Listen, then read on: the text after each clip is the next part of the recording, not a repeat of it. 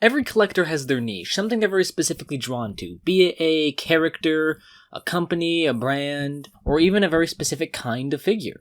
For me, with TMNT, it's Playmates, be it the original toys, Super 7, not you. As a Marvel collector, I like to collect various different kinds of Iron Man armor. I feel like having a Spider-Man shelf isn't really special. It's kind of like having cockroaches in your Floridian mobile home. It just came standard with your copy of being a Marvel collector. And as a Transformers collector, I find myself transfixed on G1 Megatron. Now let me be clear, I'm not talking about this guy. I'm not talking about this guy, and why would you even ask me that? I'm talking about this guy. An immaculate culmination of mostly die-cast metal and safety concerns that, like real guns found in the street, probably have deaths attached to it. I can't help but love him, and someday I really want to talk about him, but today, instead, I want to talk about what I think is the best modern reincarnation of this design, the masterpiece MP-36 Plus Megatron. Releasing in 2019 for a little over $200, it's a retool of the MP-36 Megatron, just with a new faceplate and chestplate. I hear some people sometimes say that it's a new head entirely, but no, it's only a new faceplate, and I will be shortly forwarding assassination coordinates to all at which you have wronged for your transgressions of spreading mild misinformation. Now Santa so graciously gifted this to me on Christmas for a little over $500. Prices on him have really skyrocketed, yeah, but, money has no intrinsic value until you start falling behind in your healthcare payments like a real American. And as far as G1 Megatrons go, he has an immaculate build. I've always been in the camp that it's impossible to be totally accurate to the G1 show since it's so consistently inconsistent, so I don't really care much that these proportions are considered accurate. I only care for the sheer ungodly ideological allure this fascist can hold. His chest is confident without being overly wide and disproportionate, and his hips feel weighty to be able to carry his upper body. His waist sits snug, small enough to be able to extend the chest and the hips, but wide enough to not make his body seem like armor he's wearing to pad himself out. I am not a fan of how the waist doesn't fully extend back. I know it's a concession for transformation, but frankly, it's just a reminder of all that blubber the CIA chopped off of him when they found him in the Hudson, and it's not in service of a good transformation either, but don't worry, we'll get there, darlings. I actually quite enjoy the way the panel lines play off of the robot mode. They're visible signs of a mechanism to transform since, they're made to facilitate a mechanism so he can transform. In terms as a retool to be my beloved, my revered, my plundered, and my ravaged gun boy, he excels in many areas. This new face sculpt is just perfect. I can't imagine anything I'd want changed comparing him to the G1 original. We could see some different aspects of adaptation. His face was given more room to breathe, or the crown? I mean, it was intended as a crown, but I could never see it as such. Helmet piece? Thing? Yeah, I think that's the academic term. Thing. The thing on his head doesn't feel as if it's gotten any smaller in proportion, just that everything around it has been adjusted for the sake of allowing Megatron's physique to stand out more. And stand out it does. His chin, like the toy, jets out more, but in a more naturalistic fashion. It feels more subtle here in comparison to the original's Mac Knight Tonight Moon chin. His nose angles out in a similar fashion, coming to a sharp end. The geometric anglings of the sunbow design that we are so accustomed to are much more subtle here on the G1 toy. I can barely even see them. I feel like the designers of that show really only added them off their observation of other Diaclone toys because the actual G1 Megatron, I just don't think he has that detail sculpted in. The black vents on the side of his face have also been very noticeably minimized from the original too, giving his face more room to breathe, which I'm not personally bothered by. It gives him and Orion more room for their Beatles-esque goon sesh makeout session after the battles. His distinguished golden eyes are painted wonderfully. On my personal copy of G1 Megatron, they look a little more amber, but I've heard of there being variants. Maybe one of them have more goldish eyes. Either way, this looks astonishing. And this new chestplate excludes all of these show details to allow the filigraving, yes, I knew exactly what that would be called, room to breathe. So many other releases are so content with trying to squeeze this design onto a pre-existing mold, so it's really nice to have a release that just lets that shit air out. The top of the chest plate has some curvature to represent the original toy's more curvy chest. In the middle here, you can even see a ridge pattern that's a representation of an original sticker. I didn't apply that sticker, so I don't have personal footage for this, but the JPEG's good enough, right? Like, that does it for you? Across the upper body, we have this gorgeous use of chrome that represents the same chrome used on the original figure. Take a shot every time I compare this to the original figure. Interesting touch, however, is that the thighs are painted silver as opposed to chrome. The original figure had his thighs made out of just straight die-cast, which makes sense. They probably don't want to have the thighs made of die-cast so I don't drop this figure straight into the crust of the fucking earth. However, the toes are made of straight die-cast, so it just means that this figure has 3 different kinds of metallic silvers on it. Not necessarily a complaint, just something I thought was kind of odd. Accenting the chrome is this nice gray plastic used throughout the figure in correlating spots to the original G1 toy.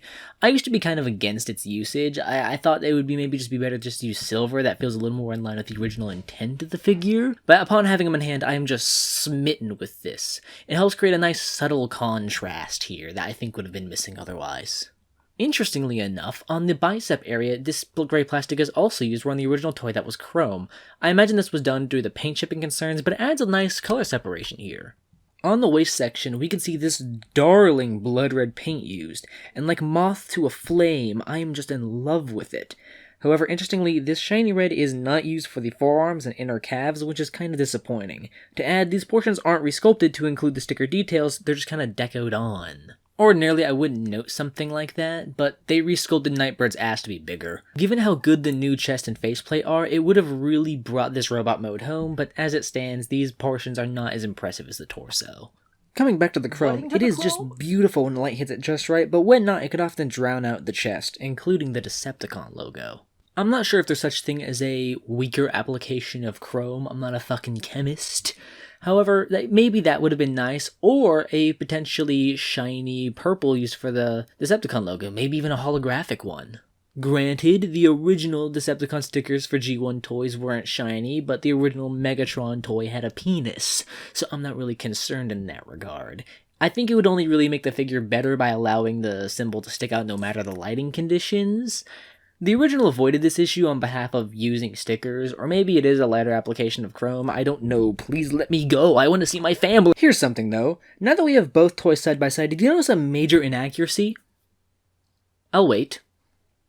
Okay, you're taking too long, dumbass. The forearms. On the original Megatron toy, the red was on the inner portion of the arms and legs.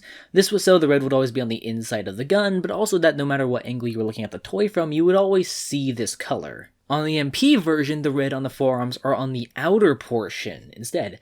Now you might be asking with quivering inquisitive lips, well, when will Pope Francis die? And I'll say never, shut up. This joke aged poorly. But as to exactly why this change was made, I want you to think back to that original box, that original artwork that you ripped the shreds on Christmas morning. The way he holds the cannon up and shows the red on the inside looks rather swish, doesn't it? Anyone who spent any amount of time comparing the toy and the cartoon design will almost instantly notice that the cartoon design moved the diffusion cannon to the outer part of his arm, which was a correct choice if you ask me. However, this does mean if you were to try to recreate this box art pose, well, the red would be facing down, it wouldn't be showing to the audience, which I think would damage the pose. So, the red was moved to the outer portions of the arm to allow the red to remain just as prominent as it was in the original toy. And frankly, I quite like this change. It maintains the spirit of the design so much better than just a straight redeco would do. Because at the end of the day, this is still a redeco of a cartoon Megatron mold. Concessions have to be made. And of course, on the forearms, we get to see the sticker detailing, which is decoed, but it is decoed quite nicely on this flat red. I mean, they had the ball! The detailings on the inner portions of the calf are a bit sparse, however that is just inherited from their conceptual father, so I guess that's not really much of an issue. I am only a humble turkey farmer, not to be confused with the country, however. Just above his hip, his gun barrel can sit, and most other Megatrons don't do this. However, this is no engineering alteration to Cara made. The original MP could already do this. And in fact, it kind of just sits pretty floppily on his side, there's no ratchet to hold it in place. It really feels more like he can do this out of coincidence, and they just decided to package him like this. I really wish they had added something to lock it into place here, because it can get quite wobbly. However, there is one part of this figure that is exceedingly accurate to the original toy, and it is... Yeah, the back is exceedingly ugly. I'm not usually the kind of person to complain about this, but it really is the one thing dragging down this robot mode. The chrome helps covering it up from the original release, and I know Gun Megatron will never be easy to do, but I really wish we could have gotten something nicer here. Besides, amongst all this, I'm sure there's a great spot for the included sword accessory. Where's the sword accessory? Where's my sword accessory, John? Yeah, this figure is massively lacking in accessories. I had to go through at least 40 Victorian children to get a third-party sword for him, and that's just a key accessory for a toy Megatron. But what does he come with? Well, outside of the obvious gun accessories, it comes with about 3 faceplates taken from the original MP release, and the original MP chestplate. No damaged chestplate, I assume the new toy chestplate kind of took its place. And that's all. So all of the accessories with my toy Megatron figure just make him into not toy Megatron. Cool. Listen, I'm glad that this can double as a kind of chromed, shiny Sunbow Megatron to some people. That's nice, and he looks good as that too. But it's just such a missed opportunity here. Why not more faceplates for the toy design? Sure, the original toy didn't make expressions, but I like to think some years later we can imagine what it might look like with the aforementioned sword. Fuck, give me the mace at least. Some reissues had it. Luckily, it's the same mold, so theoretically you probably could attach the one from your original MP to this. Maybe I'll try to seek that out. I don't know. I would have at least taken that useless blaster the original toy came with. But how's the hand feel, you might have asked intrepidly, and to that I say, well, I mean, my hands are kind of soft, but I don't know, I've felt softer. The hand feel is pretty damn nice. The articulation is about everything you need. Maybe a little more hinge in the hands would be nice, but it's really not hard to pose this guy. Now on to transformation. Okay, well, about that. Now, this is the part of the video where I was originally going to talk about how I had never transformed him, and how it was so scary I didn't even want to. But during the production of this video, I transformed him. I'd like to say it was to improve the integrity of the review, but really I just got bored one night after playing a long session of my favorite game. And yeah, it's really bad. It's a morose process of deconstructing the figure and putting it back together with too little clearance, with chipping off the chrome almost guaranteed. It's not like the MP-44 where the whole figure just explodes and comes back together. More like it just unfurls in the most anxiety-inducing way that makes you ask yourself if you're doing it right in all your choices in the last 36 hours. The legs are a particular bitch for me. It's nice on paper the way the calves kind of fold back, but it's so finicky in hand, and frankly, I don't even think it's in service of a very good gun mode. Okay, well, it's really not that bad. It's just all cut up, and I don't really think it's all fitting together quite right for me. Maybe I didn't do it perfectly, but I don't know, I don't want to do it again. And either way, the bottom and back of the gun just don't look very nice. But I mean, not everyone can be new age. Twice. I know there are a lot of people who are really into these more complicated transformations of panels and hinges, but it's just not for me.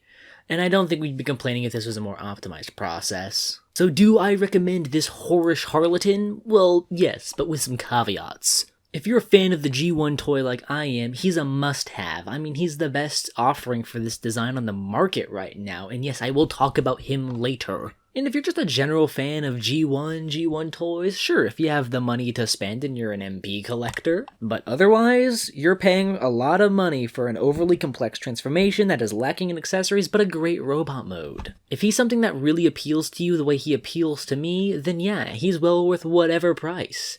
Just go in with the ideal that he's a non-transforming figure, and I think you're gonna have a lot of fun with him like that. See, this figure's a little bit like Detroit Become Human. If you're here for one specific thing, you're gonna really enjoy it. But if you want to look at the rest of it, well then just prepare for a headache. I hope you enjoyed this more scripted kind of style for a review. I might do this going forward. Let me know. Do all those YouTube things. I don't know. I'm not your fucking dad. And have a good night.